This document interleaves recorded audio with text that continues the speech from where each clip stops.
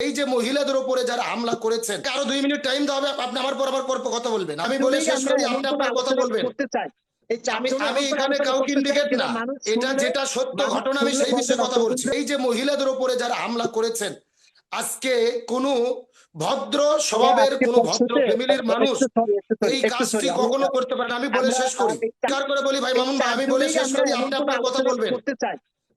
আমি এখানে কাউকে ইন্ডিকেট না, এটা যেটা সত্য ঘটনা আমি সেই বিষয়ে কথা বলছি।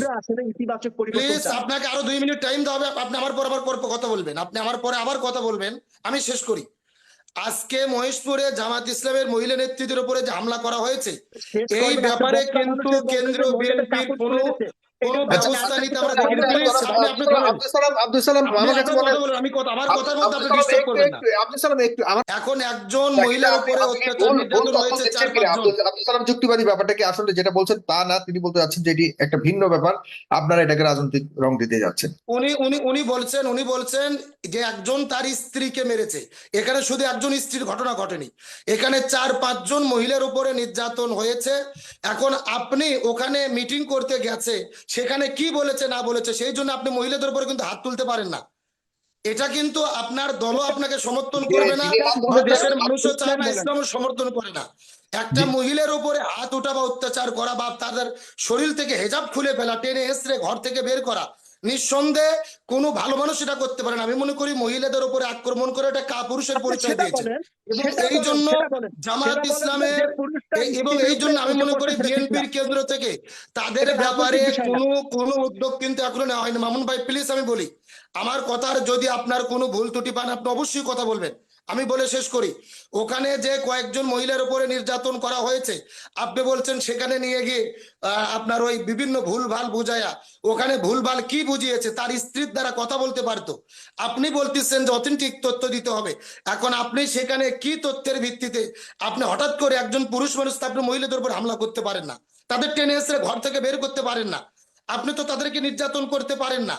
আজকে প্রকাশ্য দিবালোকে কয়েকজন মহিলাকে যে অত্যাচার নির্যাতন করা হয়েছে, তাদের উপরে হামলা করা হয়েছে, আমি মনে করি নৈতিকভাবে এটার ব্যাপারে বিএনপির কেন্দ্রভাবে সিদ্ধান্ত নিয়ে তাদের ব্যাপারে অবস্থান গ্রহণ করা দরকার ছিল। আমি একটা কথা পরিষ্কার করে বলি, শুধু দল নয়, রাজনৈতিক বিষয় নয়। আমি প্রশ্ন করি, আমি কথা বলে শেষ করি। আজকে আমাদের এখানে আমি মনে করি আজকে বাংলাদেশে, প্লিজ ভাই আপনার কথার মধ্যে আমি কোনো কথা বলিনি, আমার কথা বলার পরে আপনি কথা বলবেন। প্লিজ আপনি কোনো কথা বলেন না, সাগর আমাকে বলতে দিন।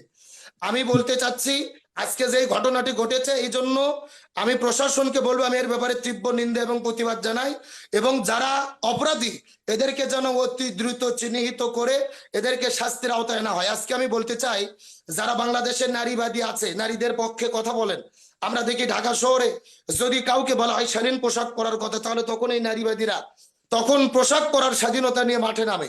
আবার যদি আমরা কয়েকদিন আগে বেরি প্রকাশ্য সিগারেট খেয়েছে তার বিরুদ্ধে কথা বলার জন্য তারা অধিকার চেয়ে রাজপথে নেমেছে। অথচ আজকে এই যে মহিলাদের উপরে অত্যাচার নির্যাতন হলো, এই ব্যাপারে কিন্তু কোনো নারীবাদীকেও বা কাউকে আমরা তাদের পক্ষে কথা বলতে দেখছি না। ভাই আপনি বলছেন যেটা শুধু সেই বিষয়ে কথা বলা, এই জায়গাতে কিন্তু আমি শেষ না। আজকে এটা তো এটার প্রমাণ, এটা একটা ঘটনা যে জামাত বিএনপির দূরত্ব হওয়ার পিছনে কারণ কি। আমি মনে করি আসলে গণতান্ত্রিক দেশে এক দলের সাথে আর এক দলের প্রতিযোগিতা এটা থাকবেই। একই বাবার যদি 2 ছেলে হয় বা 4 ছেলে হয়, আমরা দেখি বিবাহ করার পরে যখন সংসার আলাদা হয়, নিজেদের স্বার্থে বিভিন্ন একটু হালকা ত্রুটি বিচ্যুতি, মনোমালিন্য, বিরোধিতা তৈরি হয়।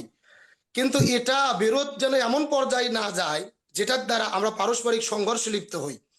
আজকে আমাদের প্রিয় ভাই বললেন জামাত ইসলামের আমির সর্বপ্রথম বলেছিলেন যে এক জালেম বিদায় নিয়েছে, আমরা আরেক জালেমকে দেখতে চাই না, এটার মাধ্যমে বিরোধের সৃষ্টি হয়েছে। কিন্তু আমরা যে বিষয়টি আগের আলোচক বললেন যে শিবির সম্পর্কে বলা হলো শিবির মানে রক কাটা, অথচ শিবির রক কাটা এটা কিন্তু গত 16 বছরে সেই স্বৈরাচাররা প্রচার করেছিলেন। শিবির মানে রাজাকার, এটা গত 16 বছরে স্বৈরাচাররা প্রচার করেছিলেন। আবার সেই রাজাকার ডায়লগ দিয়েই কিন্তু তারা পালাতে বাধ্য হয়েছে। আমি এখানে একটি কথা বলতে চাই, আমরা জানি গত 2-3 দিন আগে বাংলাদেশের ঝিনাইদহ মহেশপুরের ঘটনা, ওখানে জামাত ইসলামের কিছু মহিলা নেত্রীরা একটা বাড়িতে প্রোগ্রাম করছিলেন, কোরআনের তালিম করছিলেন, নারী দিবসে নারীদের অধিকার নিয়ে কথা বলছেন, রমজান মাসে রমজানের গুরুত্ব তাৎপর্য নিয়ে কথা বলছেন। কিন্তু সেই জায়গায় আমরা দেখতে পারছি বিএনপির কিছু নেতা তারা হাতে দা কুড়াল নিয়ে, বাঁশ নিয়ে এই জামাত ইসলামের মহিলা নেত্রীদের উপরে হামলা করেছেন। এমনকি তাদের টেনে হেসড়ে বাড়ি থেকে বের করেছেন, তাদের শরীর থেকে কাপড় খুলে ফেলেছেন। আমরা পরিষ্কার করে বলি, আজকে